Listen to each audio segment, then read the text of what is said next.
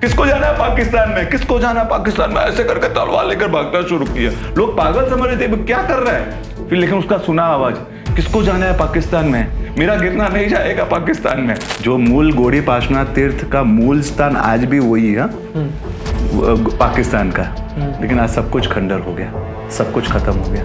कल यही स्थिति हम अपने भारत के तीर्थों की भी देख सकते हैं।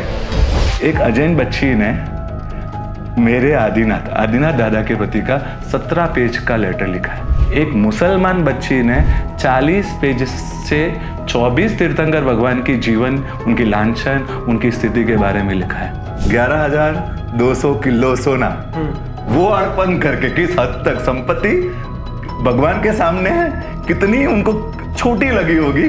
11,200 किलो सोना अर्पण किया, तो आज भगवान चक्षु के साथ है। कोई दास श्रावक को जब मालूम पड़ा कि यहाँ पैसे से इस तीर्थ को नहीं बचा सकते, तो पुत्रों का बलिदान दिया। आप सोचो, शंखेश्वर, गिरनार, पालितना और ये हमारा अंतरिक्ष, ये 4 तीर्थ अगर श्वेतांबर समाज के पास नहीं होते तो बिना पंख का मोर कैसा होता है, वैसा हमारा श्वेतांबर समाज होता है। हमारे लिए ऐसा लगेगा कि हमारा श्रद्धा हमारे लिए जीवन है, इसके लिए कुछ भी किसी भी हद तक गुजरना पड़े तो हम गुजर पाएंगे, मरना पड़े तो मर जाएंगे, तो शायद ये तीर्थ का वारसा हम आने वाली पीढ़ी को दे पाएंगे, सुरक्षित तरीके से दे पाएंगे। मार्टिन ल्यूथर किंग जूनियर, उनका एक बहुत फेमस स्टेटमेंट है कि whenever I go to other countries, I go there as a tourist, but when I come to India, I come as a pilgrim. ये आदिनाथ दादा ऊपर बैठा है ना, वो अंबानी से भी ज्यादा काम लोगों को देता है। बोलो, आज महाराणा प्रताप जब एकदम कमजोर हो गए तो हमारे भामाशाह जी, तो उन्होंने अपना सर्वस्व निकाल कर दे दिया। कोई 700 साल पुरानी, कोई 500 साल पुरानी, कोई हीर सुई दादा द्वारा प्रतिष्ठित प्रतिमाएं हमारे रास्ते पर बिखरी है। आप जैसे युवान, आप जैसे उस मेरे स्वप्नों को, जिन शासन के स्वप्नों को आप आगे लेकर जाओगे, वो स्वप्न लेकर जी रहा हूँ। ये जो स्वप्न है, वो स्वप्न जिन शासन के, आपके सब विजनरीज के स्वप्न है, हम साथ में लेके उनको जरूर पूरा करेंगे। शास्त्रों में 2 प्रकार के तीर्थ बताए गए हैं, जंगम तीर्थ और स्थावर तीर्थ। तीर्थ यानी क्या? जो तारे वह तीर्थ। फिर चाहे वो जंगम यानी कि हमारे साधु साध्वी जी भगवान के स्वरूप में हो, या स्थावर यानी कि हमारे तीर्थ जो जहां पे हमारे परमात्मा का विचरण हुआ, परमात्मा के कल्याणक हुए, और अनंत अनंत जिस जगह का मोक्ष से, सिद्धात्मा से डायरेक्ट कनेक्शन हो, जो आपके आत्मा को सिद्धात्मा या परमात्मा बनाने की कैपेसिटी रखे, वह तीर्थ। फिर चाहे वो जंगम हो या स्थावर। लेकिन आज चारों ओर से हमारे जंगम और स्थावर तीर्थ पे कई प्रकार के आक्रमण हो रहे हैं। जंगम तीर्थ पे उनकी साधुता को लेके, और स्थावर तीर्थ पे उनकी गरिमा को, उनके ओनरशिप को लेके। तो यही सारे प्रश्न का कैसे सॉल्यूशन लाया जाए, इनके लिए जिन शासन और कैसे प्रयत्नशील हो सकता है, उन सभी प्रश्नों को लेके आज हम जहां पहुंचे एक ऐसे विजनरी के पास, जिन्होंने प्राचीन तीर्थों का इतिहास जन जन तक पहुंचाया है और प्राचीन तीर्थों के बारे में लोगों में जागरूकता बढ़ाई है।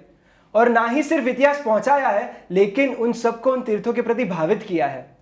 और ऐसा ही नहीं कि सिर्फ बातें कही है, जो बातें कही है उनको अपनी लाइफ में खुद इंप्लीमेंट भी किया है।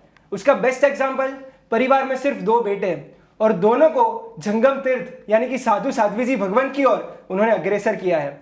ऐसे हमारे आज के गेस्ट श्री सुरेश भाई चौहान, नहीं, श्री सुरेश भाई चेन्नई। सुरेश भाई, हम स्वागत करते हैं आपका कि आज आप हमारे साथ जुड़े। लेकिन शुरुआत करने से पहले हम अनंत कल्याणकारी श्री जिन शासन को नमन करते हुए, कि जिसमें स्थावर और जंगम दोनों तीर्थ समाये हुए हैं, उसको नमन करते हुए हम परमात्मा की मूर्ति को पुष्प समर्पित करें और इस पॉडकास्ट की शुरुआत करें। जी। आज सर हमारे जितने भी तीर्थ हैं वो हमारे गांवों के इर्द गिर्द है, और हमारी जो पॉपुलेशन है, जैसा कि हमने बीच में बात की विहार के वक्त, कि हमारी पॉपुलेशन गांवों से मूव होकर सिटीज में आ गई है, और अब धीरे धीरे वहां से भी मूव होकर आउट ऑफ इंडिया जा रही है।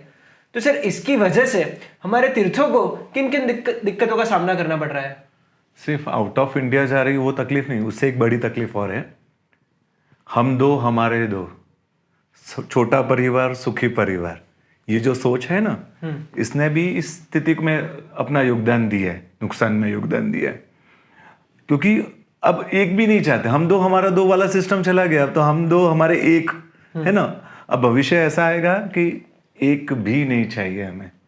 जिम्मेदारी नहीं चाहते हैं। हाँ चलो, ब्रह्मचर्य व्रत का पालन करने के हिसाब से बच्चे नहीं चाहिए, वो एक सोच अलग है। लेकिन जिम्मेदारियों से भागना, उसके कारण बच्चे नहीं चाहिए, ये सोच के कारण आप सोचो, ये इतने बड़े बड़े तीर्थ हमारे भविष्य है, इतना हमारे महापुरुषों ने जो वारसा महापुरुषों ने हमको दिया है, वो वारसा हम आने वाली पीढ़ी को कैसे देंगे? आने वाली पीढ़ी ही नहीं बचेगी तो जी, क्योंकि हम तो कहा ना मैंने, एक भी नहीं चाहिए। आज हम पॉपुलेशन में बहुत धीरे धीरे कम होते जा रहे हैं। भविष्य में हमारा क्या होगा 25 साल के बाद? हम 25 साल के बाद हम कितने रहेंगे, लेकिन ये हमारे तीर्थ रहेंगे। हाँ बिल्कुल। और सबसे बड़ी तकलीफ शाश्वत है। हाँ शाश्वत है, कुछ तीर्थ शाश्वत है, कुछ तीर्थ शाश्वत भी नहीं है, लेकिन ये तो तीर्थ रहेंगे। तो ये स्थिति, और इस स्थिति को सोचने के बाद मुझे बहुत डर लगता है, रोना आता है कि भविष्य का क्या होगा। आज पाकिस्तान है ना, पाकिस्तान में एक हमारा तीर्थ था। पाकिस्तान में बहुत सारे जैन तीर्थ थे जो आज बहुत दयनीय हालत में, जिसके आप कल्पना नहीं कर सकते थे। जहाँ मंदिर में हजारों लोग पूजा करते होंगे साल भर में, वहाँ आज मदरसे बने हुए हैं और वहाँ एकदम सब कुछ खत्म हो चुका है। ये गौड़ी पार्श्वनाथ तीर्थ था, गौड़ी पार्श्वनाथ तीर्थ आज भी सिंध प्रदेश में कुछ आता है। एक समय वहाँ के बड़े बड़े संघ यहाँ से निकलते थे, ऐसा शास्त्र, ऐसे वर्णन आता है ग्रंथों में कि गौड़ी पार्श्वनाथ तीर्थ के संघ निकलते थे और बड़ी संख्या में निकलते थे वो, क्योंकि इतना महान तीर्थ है। आज खंडहर, खंडहर मतलब प्रतिमाएं भी कहाँ चली गई, सब कुछ। जो मूल गौड़ी पार्श्वनाथ तीर्थ का मूल स्थान आज भी वही है, पाकिस्तान का, लेकिन आज सब कुछ खंडहर हो गया, सब कुछ खत्म हो गया। कल यही स्थिति हम अपने भारत के तीर्थों की भी देख सकते हैं, हो सकता है। आप ये कहेंगे ये तो पाकिस्तान में था इसलिए हो गया।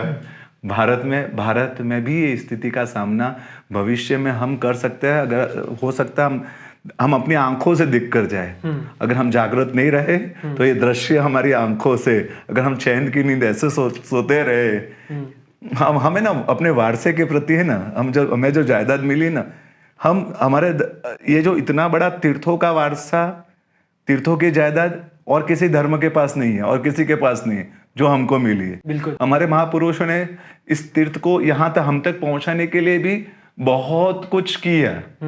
प्राणों का बलिदान से लेकर संपत्ति ठीक है, समय तो ठीक है, प्राण भी दिए इन तीर्थों के लिए।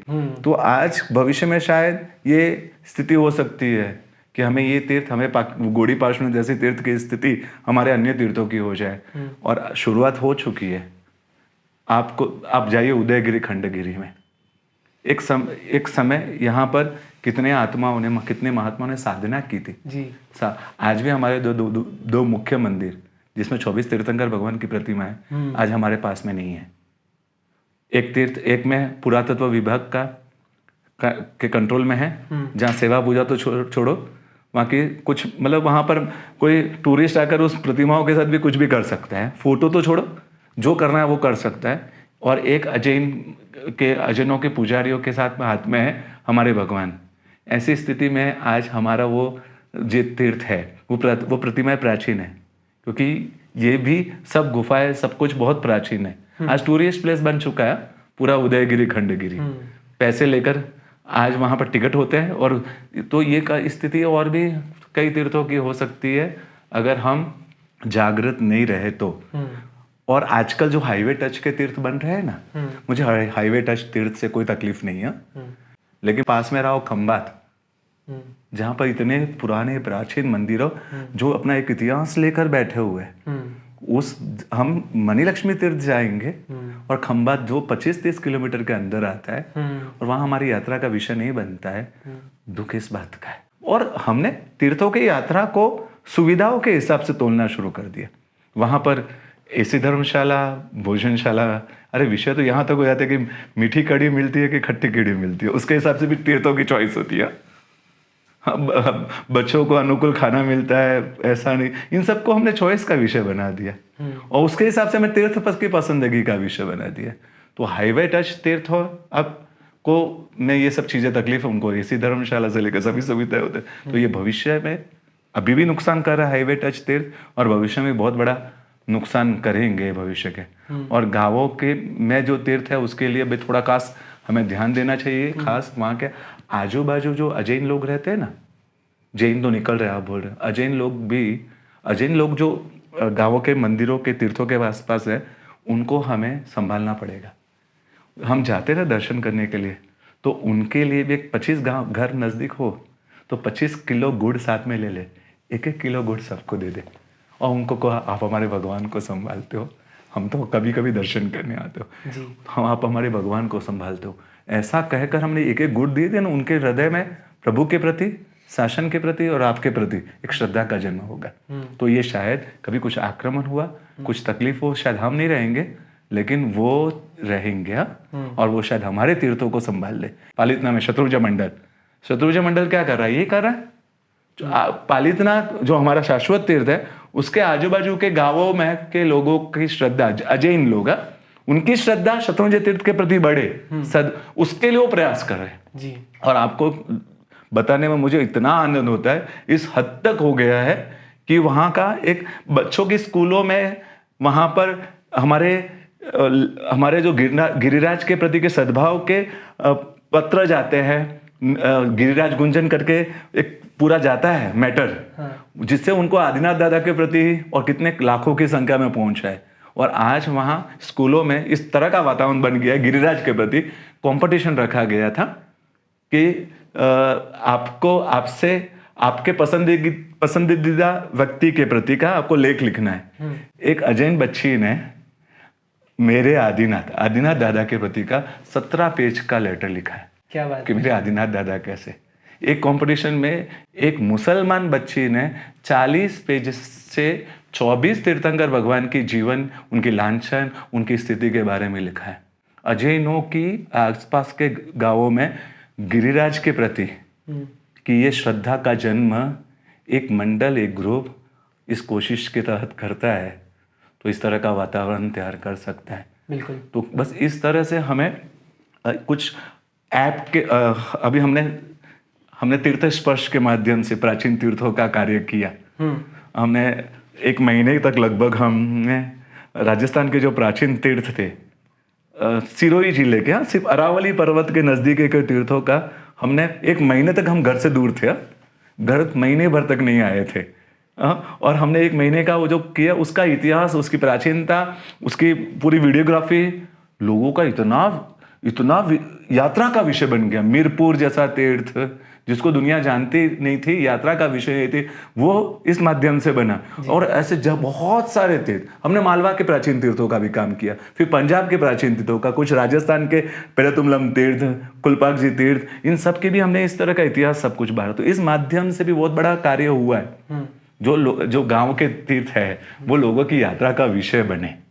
तो ये भी एक खास प्रयास करके कुछ तीर्थ एप्लीकेशन, एक ऐप है जिसको तीर्थ यात्रा करनी है प्राचीन तीर्थों को, आपको सिर्फ मैसेज करना है उनको कि हम इतने दिन के लिए इस एरिया के तीर्थों में जाना चाहते हैं, प्लीज हमें बताइए कि कहाँ भोजनशाला रहेगी, कहाँ ठहरने की व्यवस्था रहेगी। वो आपको पूरा बनाकर 3 दिन का कार्यक्रम, 3 दिन के कौन कौन से तीर्थ करने चाहिए, कहाँ भोजनशाला, वो ऐसे भेज देते हैं जी।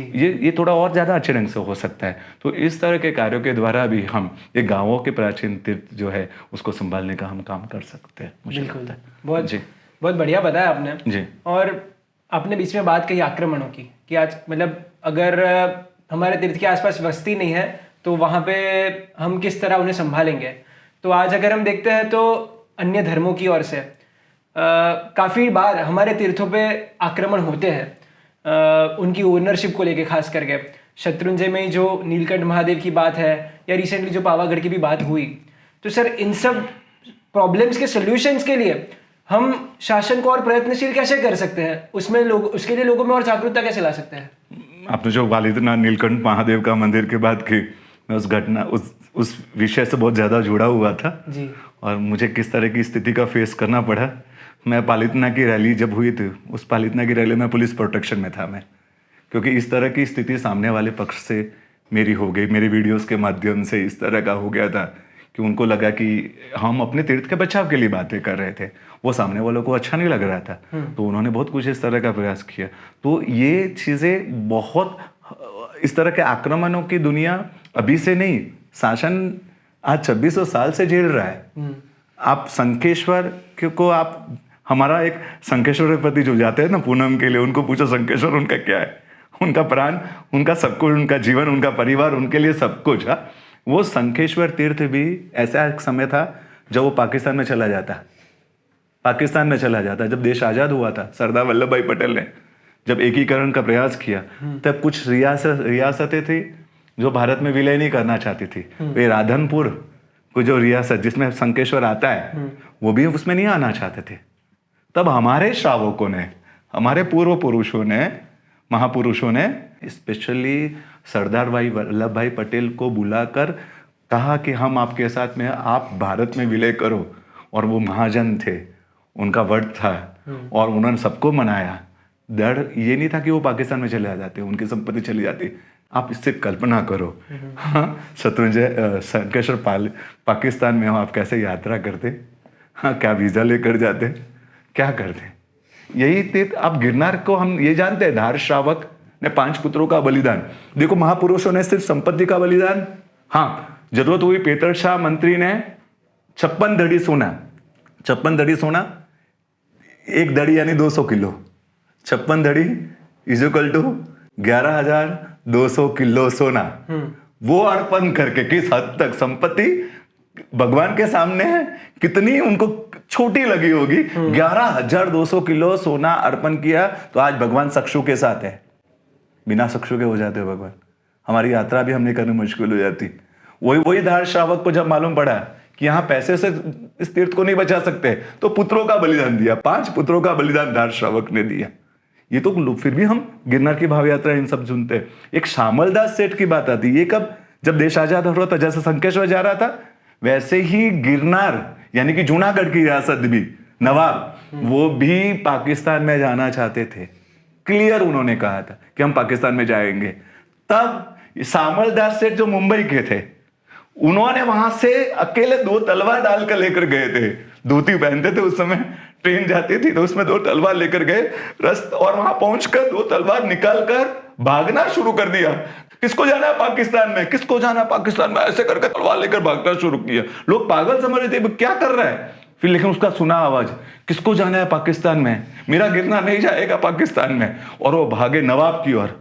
पीछे 200 लोग हुए, फिर 2000 लोग हुए। और जब वो वहाँ पहुँचे, 2000 लोग तलवार लेकर नवाब के सामने थे। बोले किसको जाना है पाकिस्तान में। नवाब उस समय हालत खराब होगी, उसी समय उसने साइन कर दी कि हमें भारत में रहना है। तो आज गिरनार भारत में है। ये अंतरिक्ष जी तीर्थ की बात करो, हम प्राचीन तीर्थ ना हमारे अंतरिक्ष जी, कितनी लड़ाई लड़ी है अंतरिक्ष जी ने। हमको तो सिर्फ 42 साल के बाद भगवान की पूजा करने का हमको आनंद, आज भगवान की पूजा करने को मिला। लेकिन ये आज 42 साल के बाद ताला खुला, तो उसमें हमारे पूर्वजों ने, वहां के ट्रस्टियों ने किस तरह 1901 से केस चल रहे हैं। जैसे कुछ महाराष्ट्र में जगह है, वहां 3 रूम भर के, बड़ी रूम भरकर इसके एविडेंस पड़े हैं, इसका इतिहास, इसकी हिस्ट्री, कोर्ट केस के पेपर, कितने 3 रूम भर के वो संभाले हमने। वहां की पुरानी रसीदें कि ये तीर्थ हमारा है, ये तीर्थ हमारा है, ये तीर्थ, तो जाकर हमने एविडेंस पेश किए। तो आज अंतरिक्ष जी, किसी ने सिर फूटे वो तो हमने भी देखा है, लेकिन हमारे महापुरुषों ने इस तरह का बलिदान दिया। तो ये बड़े तीर्थ, आप सोचो, शंखेश्वर, गिरनार, पालीताना तो कितना सहन किया मैं बता नहीं सकता, कितने बलिदान हुए। 2000 साल का इतिहास हो गया, तो भगवान सिर्फ बिना धड़ के भी पूजे गए। ऐसी स्थिति भी पालीताना ने देखी है। आप सोचो, शंखेश्वर, गिरनार, पालीताना और ये हमारा अंतरिक्ष, ये 4 तीर्थ अगर श्वेतांबर समाज के पास नहीं होते तो बिना पंख का मोर कैसा होता है, वैसा हमारा श्वेतांबर समाज होता। हमारे महापुरुषों ने बहुत कुछ कर दिया। आज हमारा फर्ज है, हमारी जिम्मेदारी है, हम फना होना पड़े, शहीद होना पड़े, कफन बांध कर भी लड़ना पड़े तीर्थ के लिए, तो लड़ना पड़ेगा। क्योंकि हमारा एक नैतिक फर्ज है कि हमारी आने वाली पीढ़ी को हम ये तीर्थों की जायदाद, ये वारसा हम दे जी, हम दे।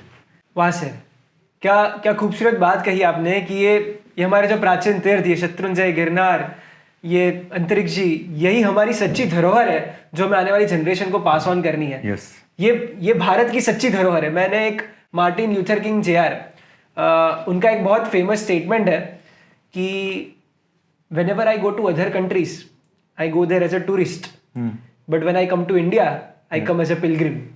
बहुत अच्छा। ये भारत देश ये यात्रा का स्थल है, ये घूमने की जगह है ही नहीं। तो इतने बड़े हमारे तीर्थ, और जब यहाँ पे हम जाते हैं हमारे आत्मा के उत्थान के लिए, तो यहाँ पे हम जब यात्रा करने जा रहे हैं, जैसे बीच में आपने बात की कि आजकल ऐसा हो गया है कि हमारे तीर्थों में हम जा रहे हैं तो यहाँ पे ऐसी धर्मशाला है कि नहीं, ये सुविधा है कि नहीं, वो है कि नहीं, वो सब हमारे पैरामीटर्स बन गए हैं। तो हकीकत में हम जब एक यात्रा करने जा रहे हैं तब हमारी मेंटालिटी कैसी होनी चाहिए, हमारा अप्रोच क्या होना चाहिए? जी, एक विदेशी यात्रिक की इतनी सुंदर सोच मुझे आपके शब्दों के द्वारा जानने को मिला कि कितनी सुंदर सोच। तीर्थ घूमने का विषय नहीं है, तीर्थ सच बोलो तो एक श्रद्धा का विषय, जी, आत्मा की शुद्धि का विषय है। और ये जो तीर्थ है, एक श्रद्धा के कारण हमें इसके प्रति की फीलिंग्स ही अलग हो जाती है। आप देखो धार श्रावक पांचों पुत्र का बलिदान कैसे दे पाया, क्योंकि वो यात्रा से ज्यादा एक श्रद्धा का विषय आ गया था। आज एक हिंदू स्वराज्य की बात आए तो अभी छावा के माध्यम से संभाजी राव की दुनिया को जानने को लोगों को मिला होगा, जबकि वो इतिहास था, लेकिन हमने इतिहास लोगों का विषय नहीं बना, आज इस मूवी के माध्यम से बना। ये भी एक कमजोरी है कि हमें मूवी के माध्यम से, जबकि इतिहास हमसे कहीं बताया नहीं कि हमारे पाठ्य पुस्तकों में आना चाहिए था ये इतिहास, जबकि वो विषय नहीं बना।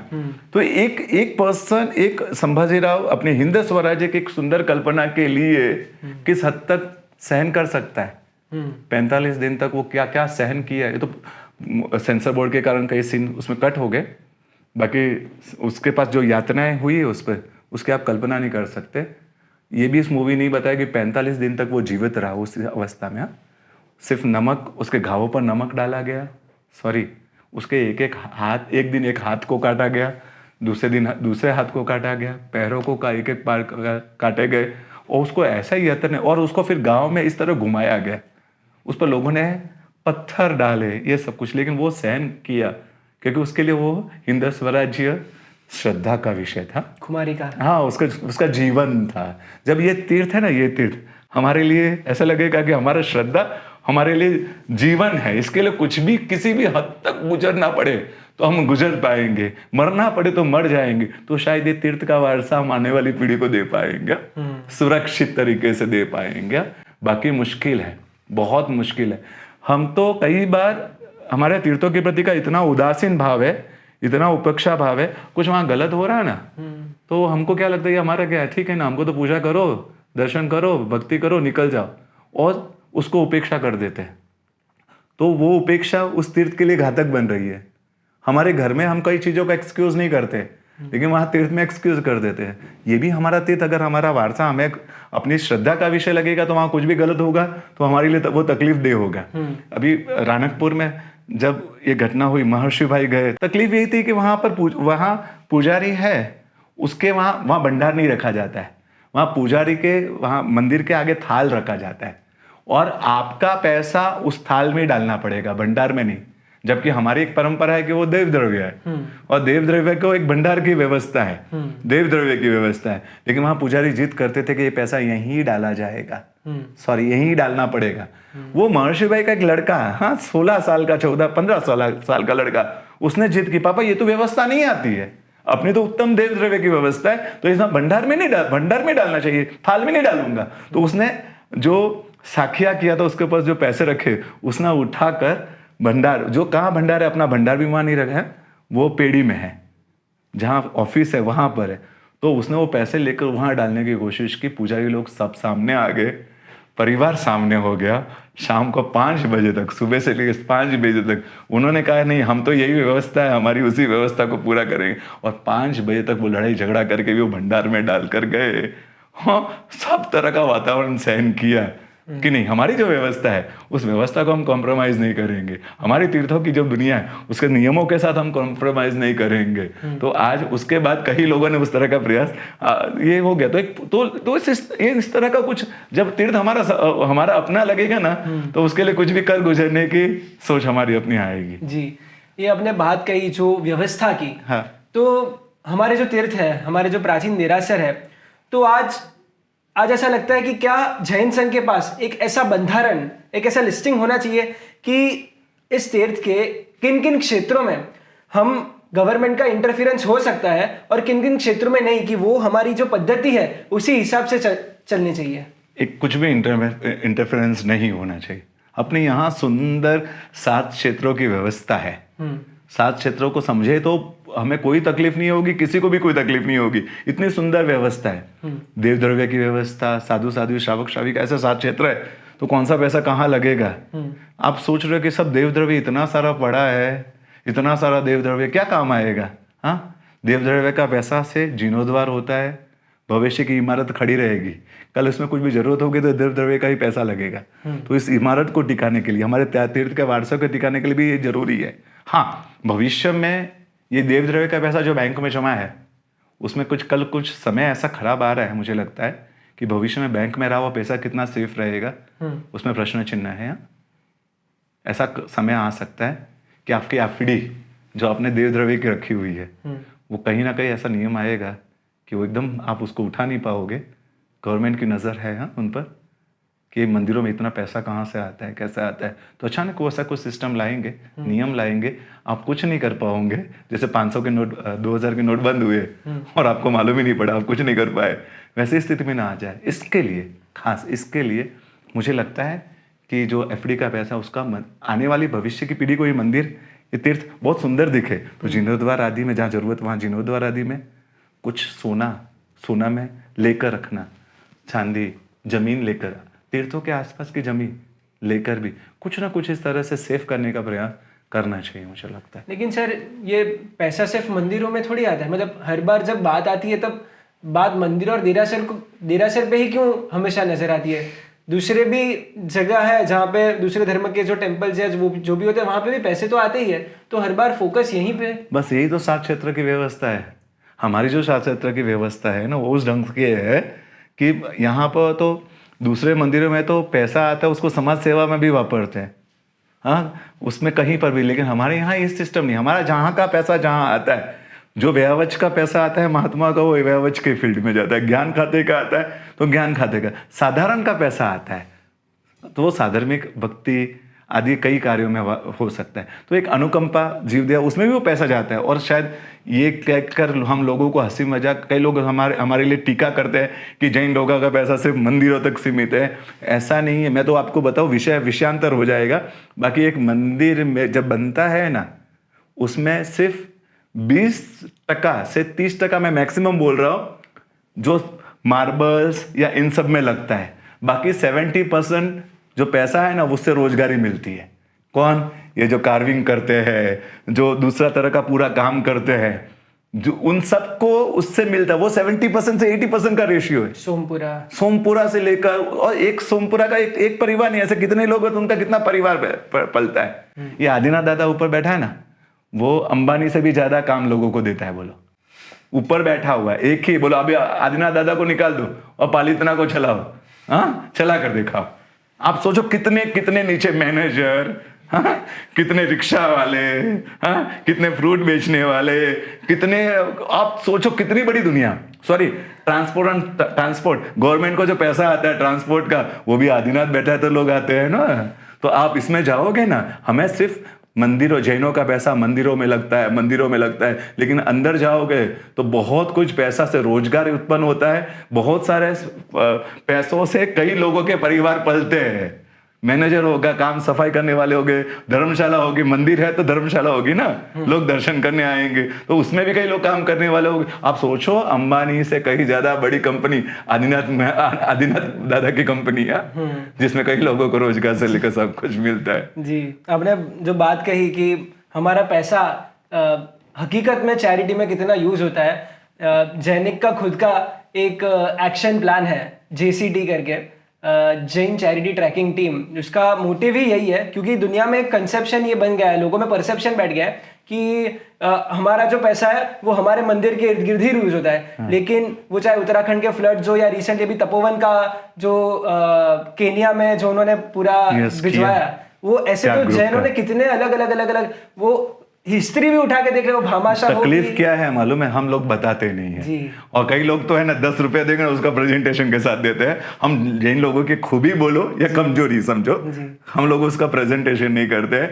बाकी हिस्ट्री तो ठीक है, वो तो थी। आज भामाशाह, आज महाराणा प्रताप जब एकदम कमजोर हो गए तो हमारे भामाशाह जी है, तो उन्होंने अपना सर्वस्व निकाल कर दे दिया। जब देश को जरूरत थी तभी जैन आगे आया। आज कोरोना का समय हो, फ्लड का समय हो, जैनों का पैसा जो जाता है वो सबसे ज़्यादा जाता है। बस हम प्रदर्शन में यकीन नहीं करते, हमें लगता है कि प्रदर्शन करने से पुण्य है वो खत्म हो जाएगा, इसलिए कई लोग तो गुप्त में ही दान दे देते हैं। लेकिन अभी लगता है इस पर भी सोचना पड़ेगा इस पर भी सोचना पड़ेगा, क्योंकि लोगों की नज़र में अगर हम इस तरह से अगर हमारी स्थिति बनती है तो अभी थोड़ा बताकर भी देना पड़ेगा। वो हमारा नाम ना हो लेकिन प्रभु के शासन का नाम हो, प्रभु के शासन की प्रभाव ना हो, ये सोच के साथ करना पड़ेगा, ऐसा लगता है जी। जी सर, बीच में जब हम बात कर रहे थे कि जो गवर्नमेंट हमेशा जो देता है वो देरासर और मंदिर के उस पर देखता है, तो ऐसे जो दूसरे धर्म के होते हैं जैसे मस्जिद है, चर्च है या कुछ भी है, तो हमेशा नज़र हमारे उस पर क्यों रहती है? वहाँ पे क्या उनके उधर मिसमैनेजमेंट या कुछ नहीं हो सकता? हमारे पास पैसे बहुत ज़्यादा है ना, उसका कारण भी है। परमात्मा की भक्ति जैनों के हृदय में बहुत है, एक जीव दया और एक परमात्मा की भक्ति। इन दो कारणों से जैनों के पास संपन्नता है, श्रीमंताई है, और जहाँ श्रीमंताई है वहाँ नजरें रहेगी। हाँ, हमारा वो जो सिस्टम, एक मंदिरों के देखो ना कितने हम अल्पसंख्यक हैं, अल्पसंख्यक कितने टके 0.7% गवर्नमेंट के हिसाब से, हाँ जैसे 0.70% ना, मतलब 1% भी पूरे नहीं है उनकी नज़रों में हम। लेकिन हमारे जितने वैभवशाली मंदिर दिखते हैं, हमारी जो संपदा दिखती है वो शायद किसी के पास नहीं है। कारण हमारे महापुरुषों ने भगवान के लिए अपना सर्वस्व देना वो हमेशा सीखा है। वो देखो एक गांव में है ना, एक मंदिर बनता है ना, उसका खुद का घर नहीं रहता मंदिर में, छोटा सा, फिर भी वो अपनी टिप लिखाता है, मालूम है कि मंदिर बन रहा है। भीमा कुंडलिया की जो बात है, नहीं अभी भी वहां मंदिर बनते हैं ना गाँव में, अभी भी मंदिर बनते हैं ना गाँव में, तो भी लोग है ना अपनी तरफ से कुछ ना कुछ कंट्रीब्यूशन देंगे, जबकि खुद का घर नहीं है जबकि। तो ये स्थिति हमारे लोगों की श्रद्धा भगवान के प्रति वो है ही हमेशा है। जी। तो सर, अन्य धर्मों की अभी हमने बात की, तो आज हमारे तीर्थों के लिए खतरा ऐसी कुछ बॉडीज भी है, जैसे वक्फ बोर्ड की ओर से हमें ऑलरेडी क्या क्या कठिनाइयों का सामना करना पड़ रहा है वो हम देख चुके हैं। वैसे ही सनातन बोर्ड की भी स्थापना की बातें चल रही है। तो क्या जिन शासन के लिए एक ऐसा बोर्ड होना आवश्यक बन गया है कि जहाँ पे हमारे सब तीर्थों की ओनरशिप को लेकर, जिससे हमें आगे जाके हमारे तीर्थों की ओनरशिप को लेकर कोई दिक्कतें खड़ी ना हो? मस्ट, बहुत जरूरी है, बहुत ज़्यादा सीरियसली इसके बारे में सोचना पड़ेगा। हम बहुत उदासीन है अपने वारसे के प्रति। कोई कौम सबसे ज़्यादा उदासीन है, एक तो अपने इतिहास और अपनी मिली हुई जायदाद जो पूर्व पुरुषों से, महापुरुषों से, पूर्वजों से मिली है, उसके प्रति कोई उदासीन कोई कौम सबसे ज़्यादा कौम है ना, वो जैन शासन की, जैन कौम, जिसको अपना मिला हुआ वारसा, उसके प्रति का गौरव ही नहीं है। बहुत प्रॉपर ढंग से बोर्ड बनना चाहिए और इन तीर्थों की व्यवस्था को हाथ में लेना चाहिए, वहाँ की तकलीफ़ों को देखना चाहिए, वहाँ की गवर्नमेंट से उस तीर्थों का रजिस्ट्रेशन आदि प्रॉपर ढंग से पेपर आदि करवाने चाहिए, और साथ में वहाँ के मंदिरों में, वहाँ के प्राचीन तीर्थों में रहे हुए, प्राचीन मंदिरों में, गांवों के मंदिरों में रहे हुए प्रतिमाएं, उसका डेटा कलेक्शन क्या बहुत डेटा जरूरी है। और सच में आपको खास बात बताओ, आपको सुनकर बहुत हैरान होगे और परेशान भी होगे आप, कि बहुत सारी प्रतिमाएं हमारी पंचधातु की स्पेशली प्रतिमाएं वो चोरी हो जाती है और वो मालूम भी नहीं पड़ता है, क्योंकि उसका डेटा है ही नहीं। हाँ, और ट्रस्टी लोग ये बात बताएंगे भी नहीं कि चोरी होगी, क्योंकि उन पर वो दाग लगेगा, इसके लिए वो बताते नहीं है। और उस कारण से कई प्रतिमाएं चोरी होकर विदेशों में चली जाती है, और आपको सुनकर बहुत तकलीफ होगी। कई बार रास्ते में, मुझे एक भाई ने बताया, रास्ते में 1400 से 1600 रुपये किलो में अपनी प्राचीन प्रतिमाएं पंचधातु की वो किलो वजन से बिक रही थी। वो भाई गए, उन्होंने बोला कितनी प्रतिमा, वो मतलब 5-7 कुछ प्रतिमा बची थी, वो लेकर आए। आप सोच रहे हो 1600 रुपये किलो, 1400 रुपये किलो के रूप में बिक रही थी। और सुनिए, जब प्रतिमा का उन्होंने ली और देखा पीछे, तो कोई 700 साल पुरानी, कोई 500 साल पुरानी, कोई हीर सुई दादा द्वारा प्रतिष्ठित प्रतिमा है, वहाँ रस्ते पर बिकी है। और इससे पहले कितनी प्रतिमा इस तरह उसमें बेच चुका होगा मालूम नहीं। चोरी करके कोई भी आता है, मंदिर में जाता है आराम से, कोई उसकी व्यवस्था नहीं है, कोई उसको देख नहीं रहा है, कोई उसका डेटा नहीं है। तो ये खास करने जैसा है, इसका डेटाबेस बहुत होना चाहिए, इस तरह का कार्य करने जैसा लग रहा है। जी, बिल्कुल, बहुत बहुत खूबसूरत बात कही कि प्राचीन प्रतिमाओं का डेटाबेस ये आज की तारीख में मस्ट हैव सिचुएशन हो चुका है। जी। और मुझे पूरा भरोसा है हमारे जो विजन जनशासन के पार्टिसिपेंट्स आज जो हमें देख रहे हैं वो इसमें से कोई ना कोई इसको एक आइडिया के रूप में उठा के इसका डेटाबेस हम कैसे बिल्ड करके उस पर काम कर जब पाएंगे। बोर्ड बन जाएगा ना जी। इस तरह का, जैसे वक्फ बोर्ड बता रहे हो आप, सनातन बोर्ड, वैसे जैन बोर्ड बन जाएगा ना तो सब चीजें का समाधान हो जाएगा। जी। सर, एक मन में प्रश्न ये था कि जब हम बीच में बात कर रहे थे कि लोगों की मेंटालिटी के बारे में, तो आज लोगों की मेंटालिटी मैं देखता हूँ जो सूरत में हमारी गोपीपुरा की इतनी प्राचीन धरोहर है और उसके आसपास की हमारी जो पॉपुलेशन है वो धीरे धीरे एकदम कम हो गई है और लोग नए नए कॉम्प्लेक्सेस में शिफ्ट हो रहे हैं जहाँ पे बिल्डर उन्हें एक देरासर बना के दे देते हैं कि भाई आपका ये सब वहाँ पे ठीक तरह से हो जाए। तो ये जो मेंटालिटी है लोगों की उसके बाद उसको आप क्या कहना चाहोगे? आपके ध्यान में गोपीपुरा में जो कितने जिनाले आपके ध्यान में हो गए? 45 के आसपास, प्राय 45 के आसपास सूरत के गोपीपुरा के जिनाले हैं। सिर्फ छोटा सा एरिया, हाँ बहुत छोटा सा एरिया में 45 जिनाले। प्रतिमाएं कितनी मालूम है? लगभग 2500 प्रतिमाएं। इतना बड़ा वारसा, इतना बड़ी जायदाद लेकर बैठा है। ऐसा ही हमारा अहमदाबाद का पोल देरासर, पोल के जिनाले सिटी के पोल एरिया का है, वो तो उससे भी बड़ा वारसा लेकर 135 के आसपास ऊपर जिनाले, 135 और कुछ किलोमीटर के एरिया में 135 के आसपास ऊपर जिनाले। मैं तो कम नहीं बोलूँ, उससे ज़्यादा ही हो गए। तो वो कितना बड़ा वारसा लेकर बैठा हुआ है। लेकिन तकलीफ यही है, मैंने कहा ना, वो हम है ना, पैसा तो पिन कोड बदलता गया हो। हाँ, पहले गाँवों से शहरों में आए, गोपीपुरा आए, गोपीपुरा से फिर उमरा, हाँ उमरा गए, फिर उमरा से वेशु गए, वेशु से भी धुम्मस, और धुम्मस के बाद तो समुद्र खत्म, को समुद्र में हाँ आप वहीं जाओ, वो लास्ट आप उसमें कूद जाओ तो आपका डेस्टिनेशन मतलब आपका क्लियर हो जाए। ऐसी स्थिति में आ गए हैं। हमने कहा तो ये, लेकिन हमने कभी, हम गांव से शहर में आए, लेकिन आपने गोपीपुरा के आज वहाँ पर कितनी सारी तकलीफें हो गई है। पूरा एरिया विधर्मियों से हो गया और वहाँ हमने कोई प्लान ही नहीं बनाया। हमने गांव, उस समय हमने पैसों के लिए उन विधर्मियों को, हमारे जैनों ने घर बेचे हैं, मैं बोल रहा हूँ विधर्मियों को पैसों के लिए बेच दिए उस समय।